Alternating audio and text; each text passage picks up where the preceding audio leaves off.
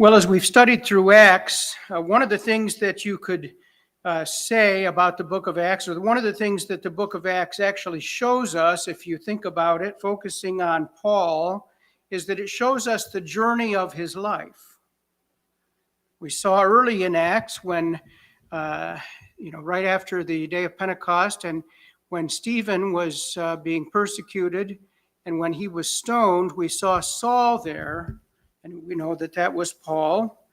And he was observing. He was not just observing, he was holding the coats of those who were stoning Stephen. And so we see this picture of Paul before he was saved, and he was a wicked man. He thought that he was doing God's will, but obviously he was not, and he was participating in the execution of Stephen, in the martyrdom of Stephen. And then we see in a few chapters after that, we see him confronted by Jesus on the road to Damascus, Get those two mixed up sometimes. On the road to Damascus, we see Jesus stop him, and he was, just overtaken. And then he lost his sight, and he was converted. Jesus, why are you persecuting me? And then we see after that, we see him called. We see Jesus call him into ministry. But before he went into ministry, we saw that there was, and it wasn't a long amount of scripture, but we saw that there were a couple of years that he spent in Damascus there being discipled, being taught about Jesus and about, he knew of the Old Testament, but he gained a new perspective, a new framework for understanding God. And then we see in the next chapters, and we've been studying through the missionary journeys, this was his time of ministry, and God called him into this. And obviously he went repeatedly, as we saw, to the Jew first, but also to the Gentile. And of course, what we actually saw was he went to the Jews, and they some accepted, but many not only rejected, but they chased him out of town, or they, persecuted him. They tried to kill him in multiple cases. And so now, as we saw last week, as we are in chapter 21, he's coming back into Jerusalem, and we're going to now see in verses 27 through 40, we're going to study together today. We're going to see Paul, enter that time of real trial. And so there are those seasons of trials that we enter, and of course, ultimately, we know that he's going to be put to death. Interestingly, the death of Paul is not recorded in Scripture, but certainly leading right up to it, and the time that he's in prison in Rome, we believe then from history, from like Josephus and others, we see that Paul was crucified. And so as we turn now to verse 27, and we're just going to kind of walk through this together, and then back up as we do and see what is there for us in our lives, because obviously we're not facing this kind of persecution today. At least I don't know of any of us who have had our lives threatened for sharing the gospel, but of course that could happen within our lifetimes. I expect that some of us will have our lives threatened if we're faithful as Paul was faithful. So Luke begins this section, and you remember that Paul was participating in a time of purification from his time of being in the Gentile territories, and now he's back in Jerusalem, and he's also paying for or sponsoring, I think is the proper word, these 4 men who are in this Nazirite vow. And so Luke begins, when the 7 days were almost completed. So Paul was now in the 7 days almost completed with this purification process. The Jews from Asia, seeing him in the temple, stirred up the whole crowd. Now, this should be a familiar scene. We know that it wasn't the Jews in Asia, it was the Jews in Thessalonica, if you'll remember that they chased Paul from one town to another, and he tried to get the crowd stirred up so that they would be able to put him to death. And so we see that now as well, only these are the Jews from Asia. Likely these were Jews that, from Asia Minor area, that had traveled to Jerusalem for the Feast of Pentecost. Remember, that's why Paul wanted to be back in Jerusalem by the time of the Feast of Pentecost. And so that's, when he's there. But nevertheless, these Jews had seen him in Asia Minor, and now they see him in the temple. And so they want to stir up the crowd. And what did they do? They laid hands on him, crying out, "Men of Israel, help! This is the man who is teaching everyone everywhere against the people and the law and this place." And so they were claiming that Paul was, teaching something that he really wasn't. Paul wasn't teaching against the Jews or against Jerusalem or against the temple. He was revealing what God had, revealed to him about the truth. And of course, Paul still was there to worship God even in the temple. That's why he was going through this purification process. And yet they were crying out for the Israelites, the Jews there, to rise up against him. And they go on, "Moreover, he even brought Greeks into the temple and has defiled this holy place." For they had previously seen Trophimus, the Ephesian, with him in the city, and they supposed that Paul had brought him into the temple. Now, it is true, and we noted last week or the week before, that when Paul came into Jerusalem, he had with him several Greeks. We know that Timothy was both Jewish and Greek, and we know that others were Greek. We looked at that specifically, but now they're seeing Paul with this one Trophimus from Ephesus, and they're assuming that since Paul would go into the temple, that he brought Trophimus into the temple with him. And so now this would have been a crime in the Jewish law that would have been punishable by death. And so if he had done that, then the Jews would have been justified in putting him to death. And so that's why they made this claim. And of course, the Jews had seen Trophimus with him, like in town or possibly in the outer court where he could have gone. And so they made this claim. It was obviously a false claim, but it's also worth noting that in the case where it's interesting, the Romans would have allowed them to carry out an execution like this because it was a Jewish, it was a Jewish temple, Jewish religion, and they would have allowed the Jews to carry out that kind of an execution. And so then we go on in verse 30 there. "Then all the city was stirred up and the people ran together." So there was a riot going on. "They seized Paul and dragged him out of the temple. And at once the gates were shut." So it looks like that was probably the gates to the inner court to keep him out and to keep him from defiling the temple. "And as they were seeking to kill him," so they were just about to kill him, "word came to the tribune of the cohort that all Jerusalem was in confusion." Now it's interesting to note also that during Jewish holidays, it was very common. The Romans knew that there were these holidays, and that many times there were, things got stirred up. There were tensions, and so they would have extra soldiers there on hand. And there was a particular fortress, Antonia Fortress.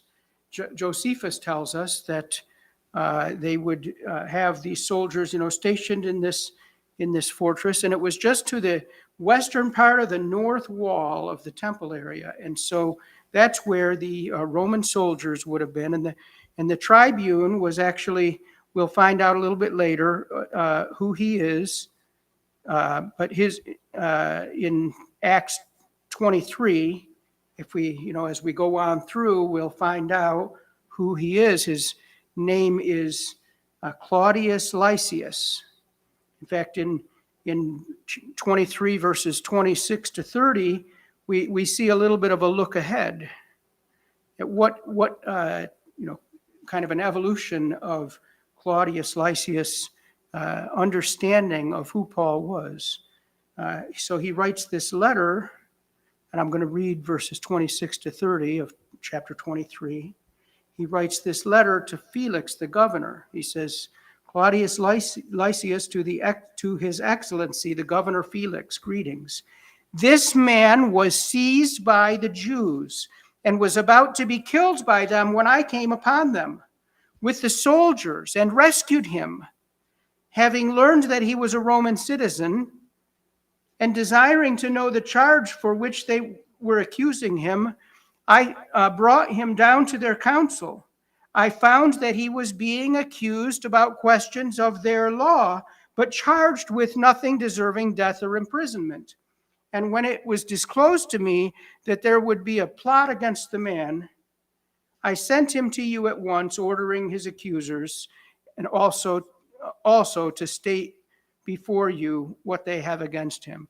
And so, this is kind of the picture after what he discovers here. But we see that he figures out who Paul was. But so this is who the tribune of the cohort was. It's referring to, and so he in verse 32 is Claudius Lysias. He at once took soldiers and centurions and ran down to them, to where Paul was. And when they, the Jews, saw the tribune and the soldiers, they stopped beating Paul. And so as the Romans that were stationed there, came running down, there would have been 2 flights of stairs from where the Romans were down into the outer court of the temple. And so as they came down those stairs, the people realized, okay, if we continue this, beating Paul, then we're all going to be in trouble. Because the Romans, while they allowed the Jews to kind of govern themselves to a degree, if they saw things were getting out of hand, they would have, put a kibosh on the whole thing. So it was ironic here that the intervention of the Romans actually stopped the beating and likely saved his life. They probably would have gone ahead and killed him right then. And so then in verse 33, Luke says, Then the tribune came up and arrested him and ordered him to be bound with 2 chains. He inquired who he was and what he had done. So you can picture, if you see the police coming on the scene of something, it could be an accident, or it could be somebody, robbing someplace or whatever. And so the police are coming in, and this is Claudius Lysias and the troops, that are with him, and they're trying to figure out what was going on. And so they're asking questions, trying to find out, who he was.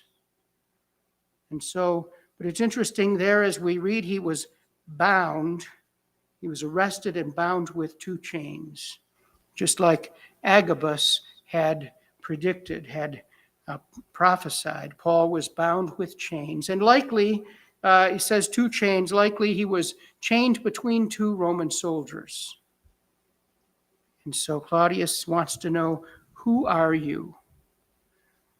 And some in the crowd were shouting one thing and some another, before Paul could really even answer, or maybe he was even trying to answer, but they were shouting things out, he's a this and he's a that. And as Claudius could not learn the facts because of the uproar, he ordered him to be brought into the barracks. And so the soldiers then were to take him up those flights of stairs into the barracks and see, if he could proceed with finding out what was going on and who he was.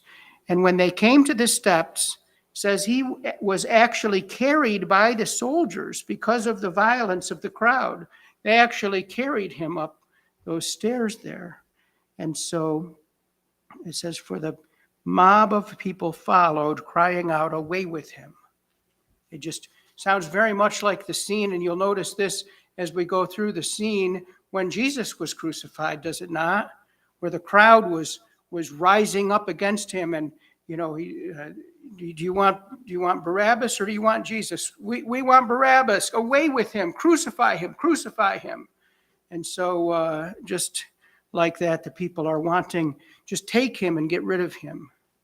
And so verse 37, as Paul was about to be brought into the barracks. And so now we picture that he's at the top of those flights of stairs, looking down into the court, the outer court of the temple, and he's about to be brought into the barracks, but he stopped and he said to the tribune, to Claudius, "May I say something to you?" Now, what does that sound like? I mean, does that sound like a man who's been, life is threatened and now he's been arrested? May I say something to you? This was kind of surprisingly polite language for him to be using in this circumstance. And so Claudius looks at him and says, "Do you know Greek?" Like he didn't realize, I don't know why, but he didn't realize Paul knew Greek.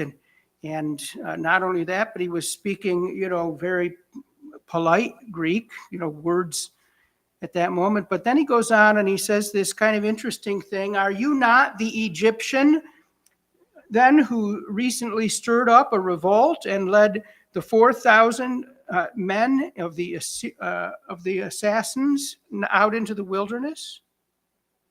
What's he talking about?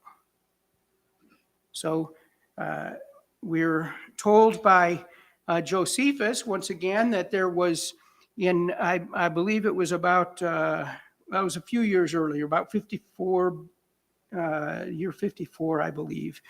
There was this Egyptian, like false prophet, and he had led a multitude to the Mount of Olives. And he was promising that he was going to be the Messiah. But he said they could march in and they could take the city. And that when there would be, the walls would fall down at his command. And so you kind of see this mixture of, Joshua, Jericho, the walls falling down, and just this whole idea that he was going to take the city. And of course, I don't know if the Jews believed him or not, but certainly he was leading this revolt. And at the time, Felix, the Roman governor, had sent troops against them, and they killed over 400 of the men. They captured 200 of these terrorists. That's what they actually were, was terrorizing. And so the Egyptian, though, ran off, escaped, and was never seen again. And so here Claudius is, here, and Greek was commonly spoken in Egypt. And so Claudius then putting all these things together and saying, "Oh, you must be that Egyptian that, came in and terrorized the city, and then we caught your men and you ran off." And of course, Paul says no. He says, "I am a Jew from Tarsus in Cilicia, a citizen of no obscure city." Now, the Tarsus was actually a significant city. We don't, hear a lot about that. Of course, we know Saul of Tarsus, but Tarsus was a significant city at that time. And Rome had actually granted the citizens of Tarsus Roman citizenship. And so when Paul says this, he's actually, letting Claudius know that he's a citizen of Rome. And so on the basis of his citizenship, he's begging to be able to speak to the people. "I beg you, permit me to speak to the people."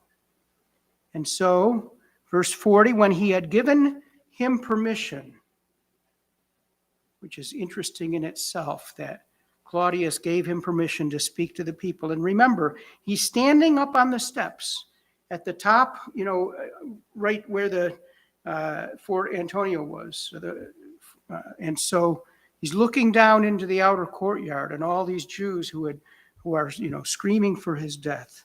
So it says, when he had given him permission, Paul, standing on the steps, motioned with his hand to the people.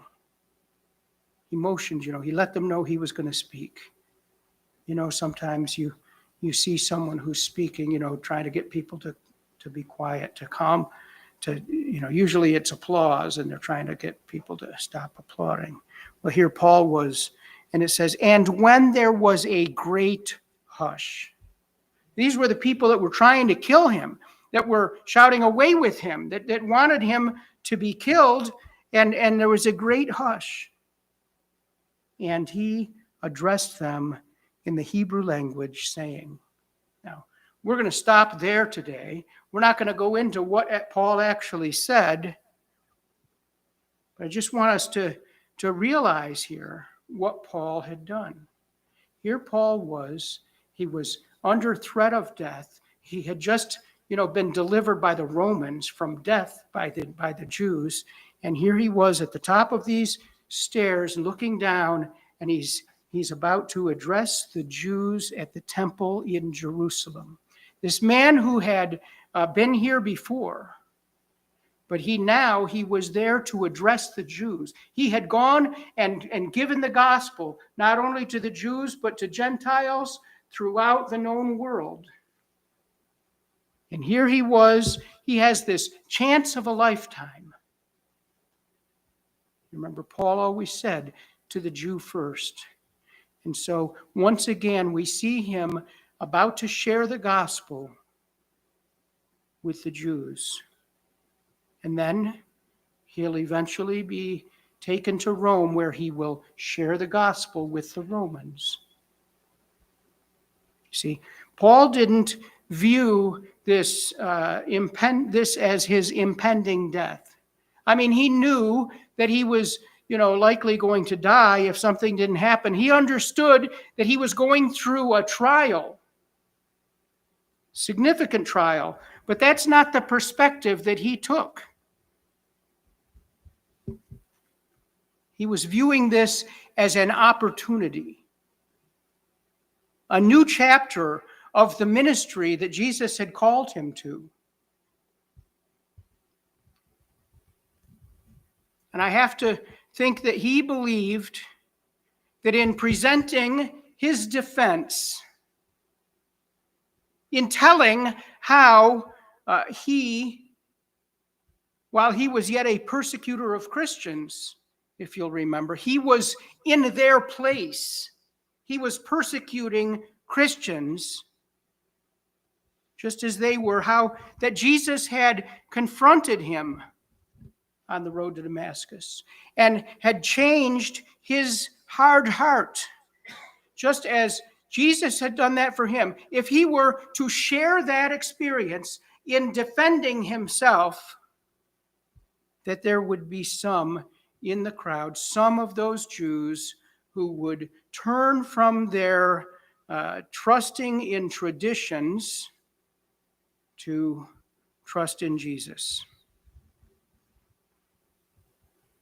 See, I think that most of us, if we were in such a place were our lives to be threatened for sharing the gospel or for anything, really, think about it. Wouldn't we be trying to figure out a way to get out of that situation alive? Wouldn't we be trying to find the best way to get them to stop, hating us and trying to kill us or whatever it is, whatever was going on? Most of us would quickly become quiet, would we not? I mean, we don't like it when someone, gives us a look like, you're a Christian? You actually believe that stuff? You believe that Jesus was God? That he died on the cross and rose again? You believe that he's in heaven right now? You actually believe that? We don't like that. That gives us this feeling of like we are being, made fun of or looked down upon for our beliefs. And we don't like that. we tend to shy away from that. We don't necessarily, say, no, I don't believe that. We don't go that far, but we will often back off and just, well, they're rejecting it, so we're going to just give up. We're going to be quiet. We're not going to try to share with them because they've already rejected. Much less being confronted with possible execution for telling the gospel of Jesus. We can't even stand to be made fun of for our faith. What makes us think we're going to be able to stand up under the threat of death?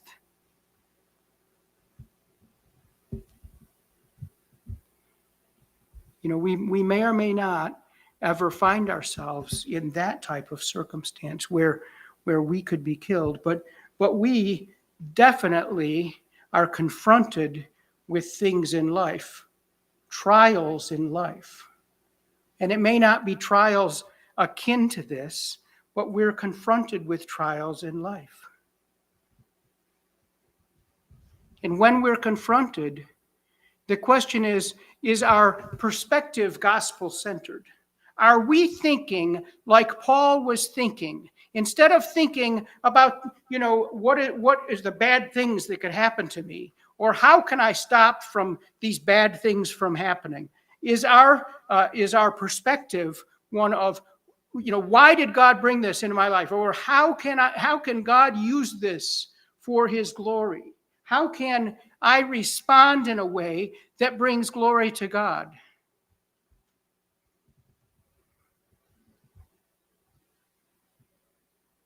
The fact of the matter is that Peter says we need to be ready always to give an answer.